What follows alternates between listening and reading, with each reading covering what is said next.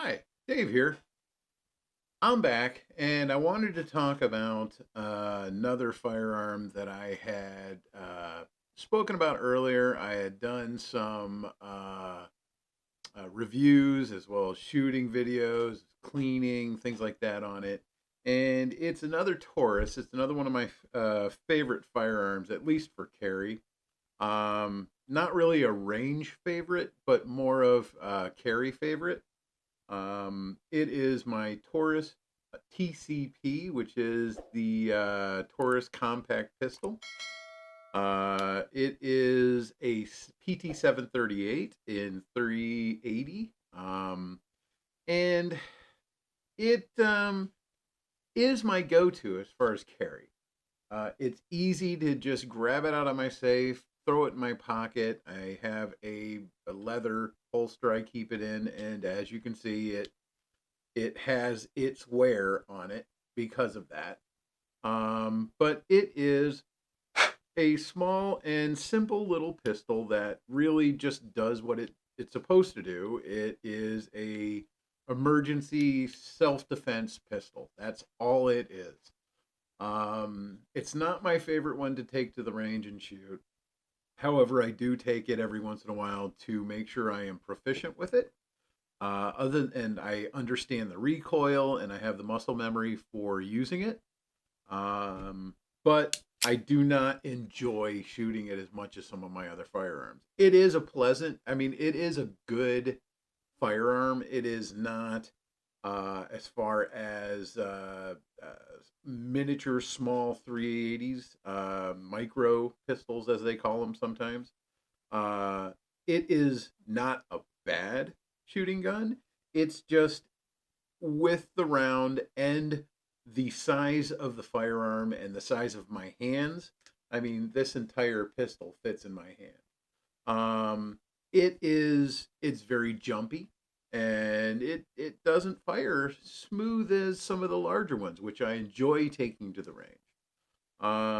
However, it is sufficient, it is accurate, and it will work. Obviously, accuracy is a matter of distance. Obviously, if you're 30 yards away, you're not going to be using something like this. This is more of right up close. You have no other option, but you must defend yourself type pistol. That is really what these are designed for. These are not designed for long distance shooting. Now, I'm not saying that if you're good with it or you're lucky. No, if you're good with it, I'm sure you could hit something 30 yards out. It's not going to be as easy or as accurate as, say, the PT-111 or even one of the full frame 9 millimeters or 380s or anything like that. This was really designed as a quick, have to defend myself type thing. It does come with a single magazine. I have seen models that come with two magazines. They're usually identical magazines. With the shape of the base and the shape of the magazine, it really doesn't lend itself to carry a separate or extra magazine. I do have a 10 round magazine specifically for this gun that I use at the range. However, it doesn't really mimic the usability of this magazine, just for the simple fact that this magazine completes the grip, where the 10 round just comes straight out and comes down to about here. So it doesn't really complete the grip and it doesn't really act the same as the magazine that comes with it. Now there were some packages that came with multiple magazines, and you can buy more. I haven't because I usually just carry the one magazine. Like I said, it's not for getting into a gunfight, and if you're in the situation where you're getting into a gunfight, maybe you should consider your actions too. But on that off of that subject, it is a 6 round in the magazine, one in the chamber, and these are live rounds. I've got them over there and out of the gun. 1 round in the chamber, so you have 6 plus 1 carry on a firearm. So 7 rounds, not bad. Very small ammunition. Really more of a shock factor to get away. However, I do keep it carried. I do carry it with DRT ammo, which I think this ammo has gotten a bad rap. I have seen some of the ballistics on this, and I honestly don't want the ammo to go shooting through somebody when if I have to shoot somebody. If I have to shoot somebody, I want it to stay with that person only. I don't want to accidentally pass through. And I know what people say. 380 is not really going to pass through. You hit a skinny guy wearing a t-shirt in the summer, you're probably going to pass through them with anything like with a hollow point or anything like that. These things don't regular 380 ammo doesn't really move that fast, and the hollow points don't really react quick enough to really slow it down and cause that much damage. With the 380s, I prefer these, especially in the small firearm, because you're able to put that energy right in the person or right in the target, maybe not the person, but the target you're shooting at. And the recoil on these are really muted. But however, the speed is not. These move very fast. They hit hard. They provide as much all their energy into the target you're shooting, and then they're done. They don't go and continue on. If you hit a wall, these break apart into very small pieces and do not go ricocheting all over the place. These are, if anybody isn't familiar, DRT is a pressed powdered metal, which basically, when it hits a hard surface, it literally just explodes into a powder. Um, you will get some jacket and stuff, but for the most part, it's not a projectile flying off in a bunch of different directions.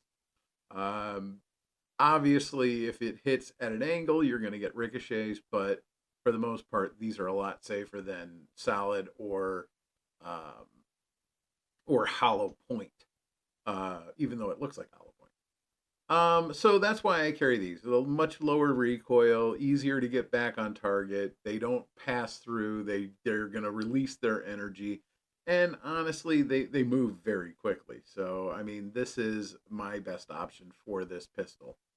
I may change my mind later, but at this point, that's what I've got for it, and that's kind of what I like carrying with it. I tried them with the 9 millimeter, but didn't find that the 9 millimeter was as good as the 380. I do prefer them for the 380. For the 9, for my PT 111, I don't carry them in that. But this is my go-to. You can tell because it is really dusty and has a lot of pocket lint on it. Uh, it is I so going back to some of my original videos, I did originally when I brought this out did have an issue with it where it was getting light primer strikes. And that I when I did have that problem, I ended up having to contact Taurus, and I had to send it back to Taurus because they would not send me the parts I needed. So what they determined the issue was is this is not a hammerless pistol. You can see that there is a and this is empty. You just saw me, so I'm not pointing a loaded gun at myself. The You can see there's a hammer back there. Well, that hammer is spring loaded, obviously, just like hammers are, and there is a hammer spring in here. Well, the hammer spring was weak on this, and I had seen quite a bit on that in forums and online where people were having this same issue. So I sent it back. They had it for a few months. They had it for a while, and I got it back, and it has functioned 100% without an issue that whole time. Now, I wasn't 100% impressed by Taurus's support on this because it was a kind of a difficult and very little information coming back about its status at the time. But they did fix it. They did send it back, and it functions now without an issue. Another thing I noticed when I had sent it in is the takedown pin here was extremely difficult to get out and extremely difficult to get back in. Since I got it back then, I used to have to get a knife underneath it and pull it out just so I can get my underneath just so I can get it out. When I got it back, I was able to get my fingernail underneath it and I can pull it out. Now it sits flush when I don't pull it out, but I can get my fingernail underneath it and pop it out now. So there were, I think, other adjustments made. It is the same exact serial number of the pistol that I sent in, so I believe that they did not just replace the pistol.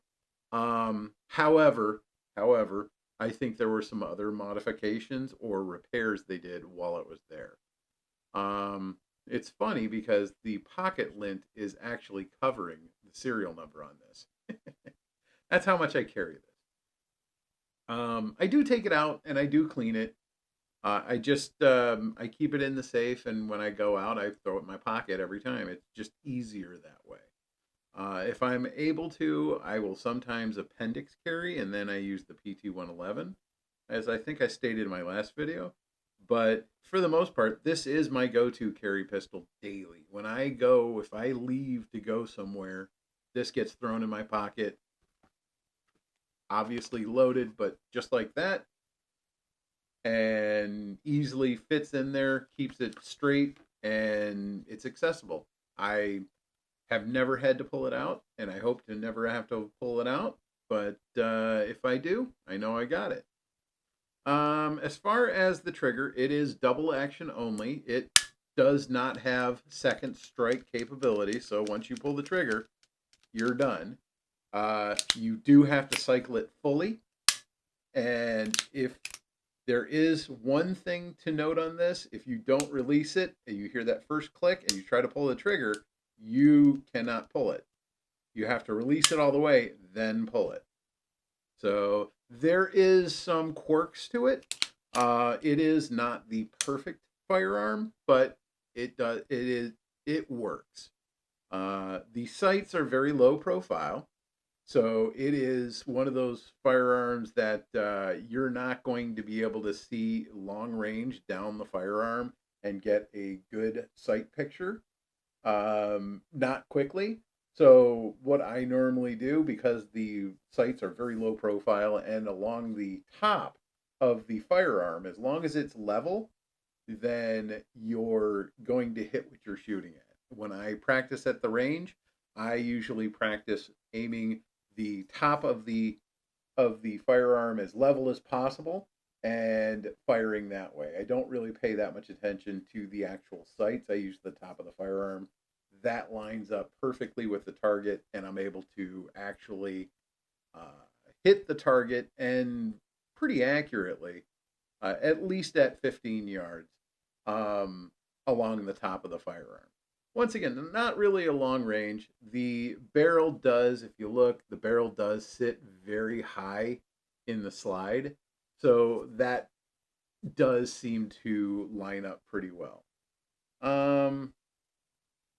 As far as loaded channel indicator, it does have a loaded channel indicator. It's on the side here.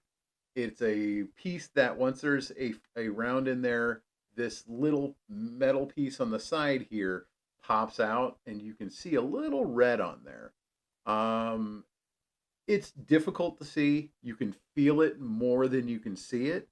It also acts as the extractor, but it is there. You can feel it, but I wouldn't rely on that. You always want to check your chamber.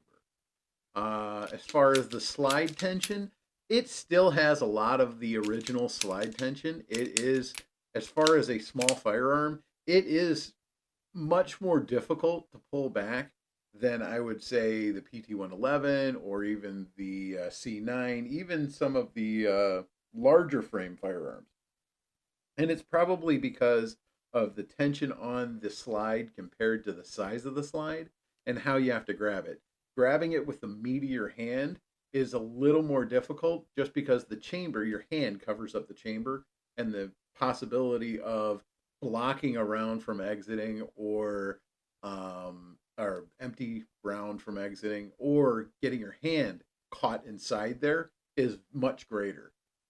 So you do have to kind of grab it from the back to rack the slide, and that does make it a little more difficult. As far as this, would I purchase it again?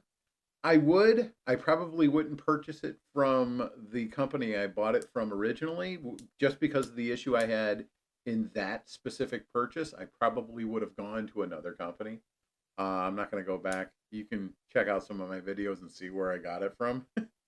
But I would purchase it again, and because I tend to like it. What do you guys think? Go ahead and leave me a comment what you think of the TCP. I know that they had the Spectrum come out afterwards, which, in my opinion, was not as good of a firearm. I've shot once, and I didn't like it at all. But I don't like the look and feel of it. But tell me what you think. Go ahead and leave me a comment, like it or not. Go ahead and like, share, subscribe.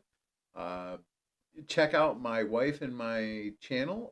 We stream on Twitch most Friday nights at 5 p.m. And this is Dave. We'll see you again.